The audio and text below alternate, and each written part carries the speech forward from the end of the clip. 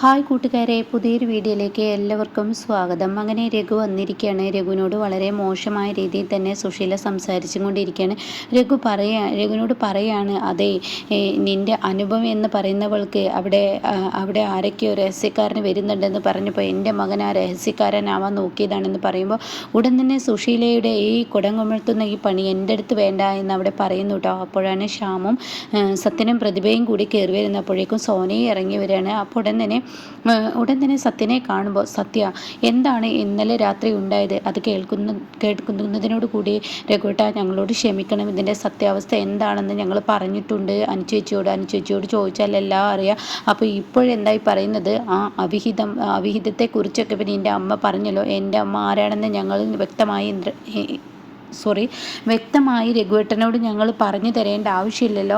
എന്തായാലും ഇത് ഞാൻ ഇനി ക്ഷമിക്കില്ല. എൻ്റെ പെങ്ങളാണ് അനുപമ. അവളെക്കുറിച്ച് അസഭ്യ വാക്കുകളും ഉണ്ടാക്കാൻ നോക്കി അവരെ ആരെയും വെറുതെ വിടില്ല. അത് കേൾക്കുന്നതിനോട് കൂടി സത്യം പറയണേ രഘുവേട്ട, ക്ഷമ ചോദിക്കുന്നു. എൻ്റെ അമ്മയായിപ്പോയി, മറ്റുള്ളവരായിപ്പോയി, ഞങ്ങളുടെ കുടുംബത്തിൽ നിന്നും വന്ന മിസ്റ്റേക്കാണ്. അതൊരിക്കലും ഇനി ആവർത്തിക്കില്ല. ഒരിക്കലും അനുചേച്ചിക്ക് ഇനി ഒരു പ്രശ്നം വരാതെ ഞങ്ങളെല്ലാവരും നോക്കിക്കോളാം. ആ വീട്ടിലോട്ട് ഇനി ആരും തന്നെ ഈ വീട്ടിൽ നിന്ന് പ്രശ്നമുണ്ടാക്കാൻ വരില്ല എന്ന് സുശീലയുടെ മുഖത്തടിച്ച് പറഞ്ഞിട്ട് രഘുവിനെ അവിടെ നിന്ന് പറഞ്ഞയക്കണം കേട്ടോ. എന്നാൽ ഈ സമയം ഇതെന്തിനാടാ നീ എന്നെ കുറ്റപ്പെടുത്തി സംസാരിക്കുന്നത് പോലെ സംസാരിക്കുന്നത്? അപ്പോഴേക്കും സോന അങ്ങോട്ടേക്ക് വരികയാണ്. എന്തായി കാര്യങ്ങൾ? എന്തിനാ പോലീസ് പ്രതിഭയെ വിളിപ്പിച്ചത്? നീ അറിയണം നിൻ്റെ അമ്മയുടെ മുഖംമൂടി എന്താണെന്ന്. നീ നിൻ്റെ അമ്മയെ പോലെ ആവാൻ ഒരിക്കലും സോനയെ ശ്രമിക്കണ്ട. അതൊരിക്കലും നിൻ്റെ നല്ലതിനാവില്ല. നീ നിൻ്റെ അമ്മയുടെ പല തെറ്റുകൾക്കും കൂട്ടു നിൽക്കുമ്പോൾ അതിൽ എന്തൊക്കെയോ ഉണ്ടാവാൻ പോകുന്നത് ഇപ്പം അറിയില്ല. ആ പാവം ഇന്ദ്രേട്ടനെ ഒരു വ്യഭിചാര കുറ്റത്തിനാണ് ഇപ്പോൾ പോലീസ് അറസ്റ്റ് ചെയ്തത്. എന്താ ഈ പറയുന്നത്? എന്താ, എനിക്കൊന്നും മനസ്സിലായില്ലല്ലോ എന്ന് സോന ചോദിക്കുകയാണ്. അപ്പോൾ ഉടൻ തന്നെ സോനയോട് ശ്യാമു പറയാണ്, അതേടി, നിൻ്റെ അമ്മ പ്രതിഭയുടെ ഫോണിൽ നിന്നും ഇവിടെ വ്യഭിചാരം ചെയ്യുകയാണ് ഹോട്ടലിൽ എന്ന് പറഞ്ഞിട്ട് നിൻ്റെ അമ്മ വിളിച്ചു പറഞ്ഞിരിക്കുന്നത്. അതിനെ അമ്മയ്ക്ക് എങ്ങനെ ഇന്ദ്രട്ടൻ അവിടെ ഉണ്ടെന്ന് അറിഞ്ഞത്? അതെ, ആ സുകുമാരിയില്ലേ, ആ സുകുമാരി എന്ന് പറയുന്ന സ്ത്രീ നിൻ്റെ അമ്മയോട് കാര്യങ്ങളൊക്കെ വ്യക്തമാക്കി പറഞ്ഞു. അവിടെ ഒരു ഹോട്ടലിൽ ഇന്ദ്രട്ടൻ താമസിക്കുന്നുണ്ടെന്നും കുടിച്ച് ലക്ക് കെട്ട് കിടക്കുകയാണെന്നും പറഞ്ഞപ്പോൾ നിൻ്റെ അമ്മ നടത്തിയ ആ ഒരു പദ്ധതിയാണ്. അതായത് സുകുമാരിയോട് എങ്ങനെയെങ്കിലും കാര്യങ്ങൾ പറഞ്ഞ് എൻ്റെ മകനെ തിരികെ കൊണ്ടുവരണം എന്ന് സുകുമാരിയോട് ആവശ്യപ്പെട്ട് നിൻ്റെ ഇന്ദ്രേട്ടന് അവിടെ അവിഹിതം നടക്കുന്നുണ്ടെന്ന് പറഞ്ഞിട്ട് ആ വയസ്സായ സ്ത്രീയെ ഇന്ദ്രേട്ടനെ കുറിച്ച് അവിഹിതം ഉണ്ടാക്കിയിരിക്കുകയാണ്, വ്യഭിചാരം ചെയ്യുന്നു എന്ന് പറഞ്ഞിട്ട് നിൻ്റെ അമ്മ പ്രതിഭയുടെ ഫോണിൽ നിന്ന് വിളിച്ചിരിക്കുന്നു എന്ന് പറയാനേട്ടോ. എന്നാൽ ഈ സത്യങ്ങളെല്ലാം സുശീല കേട്ട് വരികയാണ്. അപ്പോഴേക്കും സുശീലക്ക് ദേഷ്യം പിടിക്കുകയാണ്. പ്രാന്തളകിയതുപോലെ സുശീല വന്നിട്ട് പറയണേ, എടാ, എൻ്റെ മുറ്റത്ത് കെട്ടിയ ഈ നായ എൻ്റെ നേർക്ക് നോക്കി കുരക്കുന്നോ എന്ന് ചോദിക്കുമ്പോൾ ഞാൻ പറഞ്ഞതിൽ എന്താ തെറ്റ്? ആരായാലും കുരച്ചു പോകും. ഇത്രയും ഒരു മകനോട് ഒരു സ്ത്രീയും ചെയ്യാത്ത തെറ്റാണ് നിങ്ങളുടെ മകനോട് ചെയ്തിരിക്കുന്നത്. നിങ്ങളുടെ സ്വന്തം മകനല്ലേ ഇന്ദ്രേട്ടൻ? എന്ത് തെറ്റിനും കൂട്ടുനിന്ന മകനല്ലേ ഇന്ദ്രേട്ടൻ? ആ ഇന്ദ്രേട്ടൻ വ്യഭിചാരം ചെയ്യുന്നുണ്ടെന്ന് പറഞ്ഞ് നിങ്ങൾ പ്രതിഭയുടെ ഫോണിൽ നിന്ന് വിളിച്ചു പറയാവോ? അത് കേൾക്കുന്ന സോനയ്ക്കും ദേഷ്യം പിടിക്കുന്നുണ്ട് കേട്ടോ. അങ്ങനെ ഈ സമയം ഉടൻ തന്നെ, എടാ, ഞാൻ നിന്നോട് പറഞ്ഞു, എൻ്റെ മുറ്റത്ത് കെട്ടിയ നായ എന്നെ നോക്കി കുരച്ചാൽ ഈ വീടിൻ്റെ പടി നീ ഇറങ്ങേണ്ടി വരുമെന്ന് പറയുമ്പോൾ, സോനെ, മതി ഇവിടുത്തെ ജീവിതം, ഇനി ഇവിടെ നിന്ന് എനിക്കും ശരിയാവില്ല, അതുകൊണ്ട് ഇറങ്ങാമെന്ന് പറയാനിട്ട്. അപ്പോഴേക്കും പ്രതിഭയും സത്യനും പറയുന്നുണ്ട്, ക്ഷമ, നീ എടുത്തു ചാടിയോ ഒന്നും ചെയ്യരുത്. ഇല്ല, ഇവരുടെ അടുക്കൽ എൻ്റെ ഭാര്യയെ നിർത്തിക്കഴിഞ്ഞാൽ തീർച്ചയായും ഇവരുടെ സ്വഭാവ ഗുണം എൻ്റെ മകളും എൻ്റെ ഭാര്യയും കാണിക്കും. അതില്ല എങ്കിൽ ഇവരിൽ നിന്ന് രക്ഷപ്പെടുക തന്നെയാണ് നല്ലത്. ഇവരുടെ അടുത്ത് നിൽക്കുമ്പോൾ ഇവരുടെ അടുത്ത് ആര് നിന്നാലും ഒരു മനുഷ്യനല്ലാതായി മാറി മൃഗമായി മാറും. അതുകൊണ്ട് എനിക്കും എൻ്റെ കുഞ്ഞിനും എൻ്റെ ഭാര്യയ്ക്കും എവിടെയെങ്കിലും സ്വസ്ഥതയോടുകൂടി ഉള്ള കഞ്ഞിയാണെങ്കിലും കുടിച്ച് ജീവിക്കുകയാണ് നല്ലത്. അതുകൊണ്ട് പോവാം സോനെ എന്ന് പറഞ്ഞ് പെട്ടിയും കിടക്കെ എടുത്ത് അവിടെ നിന്നും ഇറങ്ങാൻ നേരം സുശീല വീണ്ടും കലി തുള്ളണേട്ടോ. അപ്പോഴേക്കും സത്യം പറയണേ, നിങ്ങൾ എന്തിനു വേണ്ടിയാണ് ഈ കുടുംബം ഇങ്ങനെ തകർക്കുന്നത്? ആരെ തോൽപ്പിക്കാനാണ്?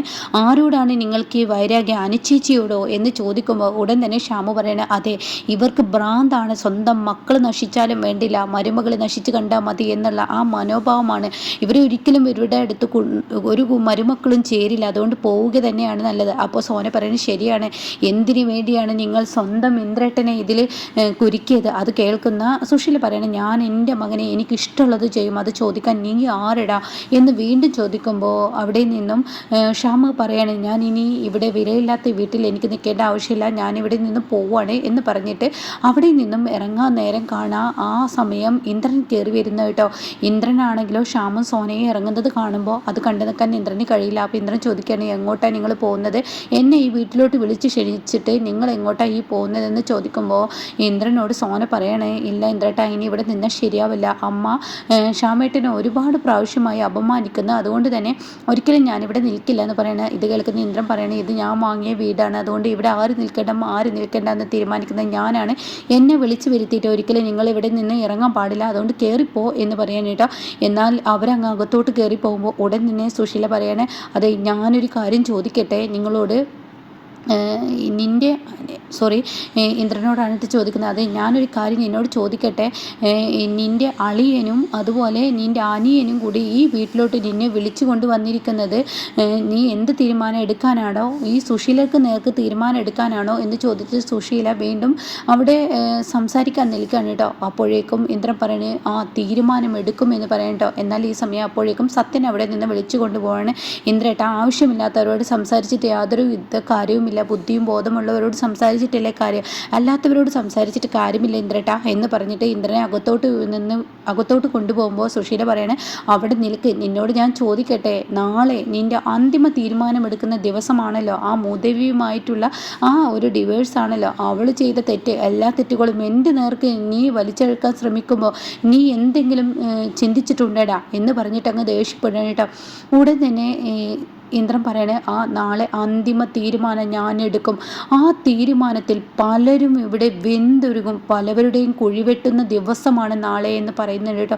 ആ ഒരു പറച്ച് സുശീലയെ വല്ലാതെ തൻ്റെ ചങ്കിൽ കുത്തിയതുപോലെ ഇങ്ങനെ തോന്നണേ. ഇന്ദ്രൻ പറയാണ്, ആരുടെയും കുഴി ഞാൻ വെട്ടാൻ മടിക്കില്ല, നാളെ ഞാൻ ഒരു അന്തിമ തീരുമാനം എടുക്കണം, പുതിയൊരു ഇന്ദ്രനായി വരുന്ന ആ ഒരു സീനാണ് കേട്ടോ. എന്നാൽ ഈ സമയം രഘു തിരിച്ചു ചെല്ലുകയാണ്. അപ്പോൾ രഘു തിരിച്ചു ചെല്ലുമ്പോൾ ഉടൻ തന്നെ അവിടെ അനുപമയും അതുപോലെ തന്നെ അമ്പിളിയും എല്ലാവരും രഘു വേണ്ടത് ചെയ്തിട്ടുണ്ടാവും, എടുത്തുചാട്ടക്കാരനാണ് രഘു എന്ന് മാഷ് എപ്പോഴും പറയും. അതുകൊണ്ട് തന്നെ അവിടെ വഴക്കുണ്ടായോ തല്ലുണ്ടായോ എന്ന പേടിയിൽ അവരെല്ലാവരും ഇന്ദ്രനെ കാണുമ്പോൾ ഓടി വരാൻ കേട്ടോ. എന്താ അവിടെ എന്തെങ്കിലും പ്രശ്നം ഉണ്ടായോ എന്ന് ചോദിക്കാൻ കേട്ടോ. അപ്പോഴേക്കും പറയണേ, ഇല്ല അവിടെ പ്രശ്നങ്ങളൊന്നും ഉണ്ടായില്ല, അവർ പറഞ്ഞ വാക്കുകൾ കേട്ടപ്പോൾ ഞാൻ വല്ലാതെ അങ്ങ് പകച്ചുപോയി. ആ സുകുമാരിയും അതുപോലെ ഇന്ദ്രനും ഉണ്ടല്ലോ, അവരെ ലോഡ്ജിൽ വെച്ച് പിടിച്ചെന്നോ, സുകുമാരിയും അവരും വ്യഭിചാരം ചെയ്യുന്നോ, വിഹിതം ചെയ്യുന്നു എന്നൊക്കെ പറഞ്ഞിട്ട് പോലീസിനാരോ വിളിച്ചു പറഞ്ഞ് അവർ അവിടെ പിടിച്ചെന്നൊക്കെ പറയുമ്പോൾ ഉടൻ തന്നെ അനുഭവം പറയാം, അതും ആ സ്ത്രീയുടെ പരിപാടി തന്നെ ആയിരിക്കും, ആ സ്ത്രീ എന്നെ തകർക്കാൻ വേണ്ടി സ്വന്തം മകനെ ഇവിടെ കരുവാക്കിയിരിക്കുകയാണ്. ഇനിയിപ്പോൾ ഇന്ദ്രേട്ടൻ കുറ്റബോധം കൊണ്ട് ആ ലോഡ്ജിലോട്ട് താമസം മാറുകയും കുടി നടത്തുകയും ചെയ്താൽ തീർച്ചയായും ഇന്ദ്രേട്ടൻ്റെ അരികിലോട്ട് ഞാൻ എത്തുമെന്ന് മനസ്സിലാക്കിയത് കൊണ്ട് തന്നെ അവർ നടത്തിയ നാടകമാണ് അതെന്ന് പറയുമ്പോൾ വല്ലാത്തൊരു ജന്മം തന്നെ ആ സ്ത്രീ എന്നിങ്ങനെ അമ്പിളി പറയുന്നുണ്ട് കേട്ടോ. അവർക്കൊക്കെ എന്തിൻ്റെ കേടാണ്, ഈശ്വരൻ അവർക്ക് ഒരിക്കലും തിരിച്ചടി കൊടുക്കുന്നില്ല, എന്തൊരു ജന്മമാണ് അവരെന്ന് പറയുമ്പോൾ പഴയ ഇന്ദ്രനൊന്നല്ല, അവിടെ ഇന്ദ്രന് ഇനി തിരിച്ചടി അടിക്കുമെന്നാണ് എനിക്ക് തോന്നുന്നത്. സത്യൻ്റെയും ശ്യാമിൻ്റെയൊക്കെ സംസാരം കേൾക്കുമ്പോൾ ഇനി അവരുടെ കുഴി അവർ തന്നെ വെട്ടുന്ന ആ ഒരു ലെവലിലോട്ടാണ് കഥ പോയിക്കൊണ്ടിരിക്കുന്നത് എന്ന് ഇങ്ങനെ അമ്പിളി പറയുമ്പോൾ ഈ ഒരു സത്യം ഇനി സുശീല മനസ്സിലാക്കാനിരിക്കാൻ കേട്ടോ. അപ്പോൾ നാളെ എന്തായാലും അനുപമയുടെ ഡിവേഴ്സിൻ്റെ ആ ഒരു ഇതാണ്, അതിൽ ഇനി തൻ്റെ മകൻ അനുപമയെ ഡിവേഴ്സ് ചെയ്യും എത്തുമെന്ന് പ്രതീക്ഷിച്ചു തൊടുത്ത് അനുപമയും കൊണ്ട് വീട്ടിലോട്ട് കയറി വരുന്ന ആ രംഗം സുശീലയ്ക്ക് കാണാൻ പറ്റുമോ എന്തോ എന്ന് നമുക്ക് എല്ലാവർക്കും കാത്തിരുന്ന് കാണാം.